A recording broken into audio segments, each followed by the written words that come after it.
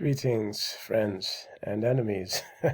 My name is John Gabriel, and this is the New Calculus channel. Today, I would like to discuss the topic of psychology and whether it is actually a science or not. Again, right. In my opinion, actually, it's not really my opinion. It's in accepted opinion. A science is really the acquisition of knowledge that is based on the scientific method.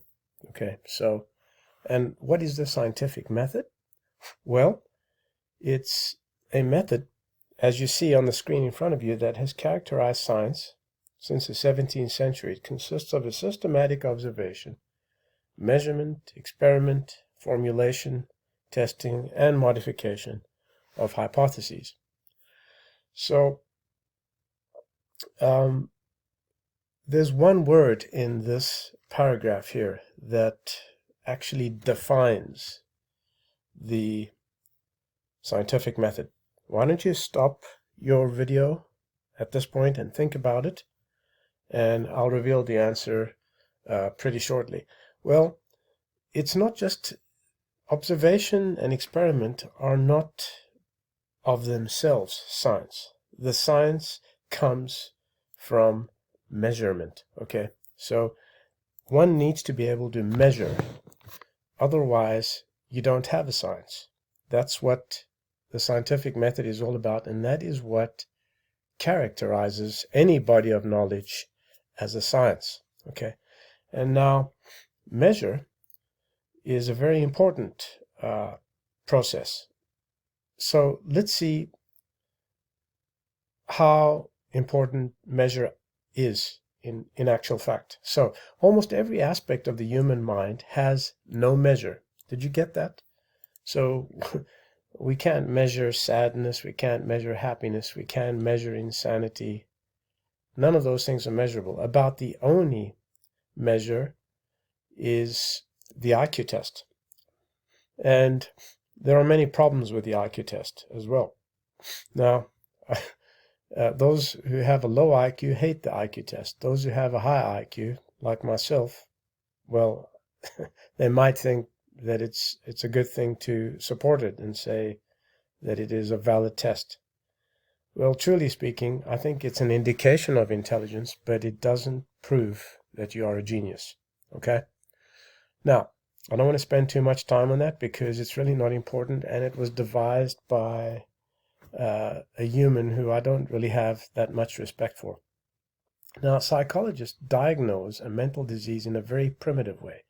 They produce a category of attributes, they place a label on these attributes, and they call that label the mental disease. So, for example, the most general definition of bipolar disorder is a mental condition marked by alternating periods of elation and depression. How on earth do you measure elation and depression? Okay, let that be our troubles for the time being. There are many other attributes that are part of the category, bipolar. However, there is no way to measure either the disease as a whole or the extent of each of its attributes. There's no way to measure narcissism, schizophrenia, delusional disorder, etc. So all one can say is that these attributes appear more evident from each human's perspective in some than in others. So to call somebody a narcissist or a schizophrenic or delusional disorder is one thing, but to say that the person has been diagnosed as such is really very unfair, because there is no way to measure any of these. Okay, so my beloved late mother had had many favorite sayings, but these are just a couple of her favorite sayings. She used to say there is a little bit of insanity in every one of us, and I'll have you know that my mother didn't have more than just a few years of primary school education. And the one I really used to love the most is the one she said in Greek, which is as follows: "Itrela δεν είναι σταυρουνά, ine me tus anthropos. Okay, so what that means is madness is not in the hills or in the mountains, in the wilderness. It is to be found amongst people. So to be a science, anybody of knowledge must rely on measure, which means the knowledge of mathematics, the queen of all sciences. Okay, and of course, the most important object of mathematics is the number, and it is a name given to a measure of a magnitude or a size or a quantity. Okay, so that is what it is, a number. And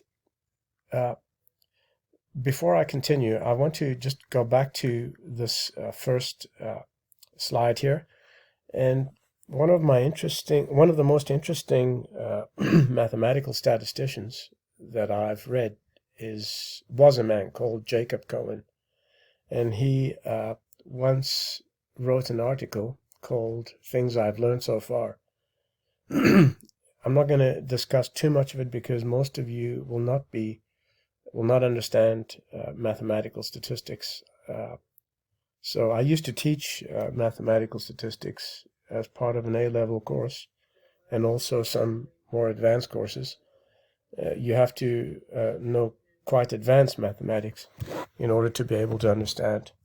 But he was a very smart guy, in my opinion, and he made some very interesting observations about the null hypotheses and p-values. And so it might be interesting for those of you who are knowledgeable on this to note that the hypothesis testing is not a set-in-stone solid method as part of the scientific method. But in my opinion, measurement should be the first and foremost. And when we do data science, when we perform data science, we should keep all these things in mind. And the fact that measurement is of the most important in all of our scientific processes. I remember back in the 17th century, they didn't have hypothesis testing. They didn't even have statistics. In fact, the word statistics comes from a German word, Statistik, okay? And the science of statistics came only much, much later, all right? And of course, Gauss was one of the people who helped to advance it. So, at any rate, the scientific method involves measure, and without measure, you don't have science.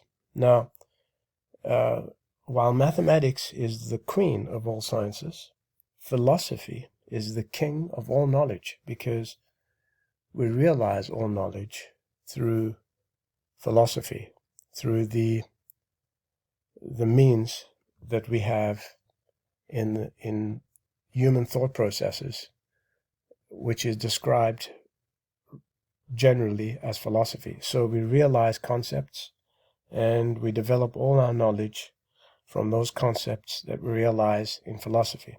Okay, so is psychology a science? In my opinion, it is not a science. It's more of a pseudoscience, in my opinion. And one might say, well, what about psychiatry? Well, psychiatry is not a science either, in my opinion. The only scientific part of it is that the psychiatrist has a medical degree, but the rest of psychiatry has really nothing to do with science, okay?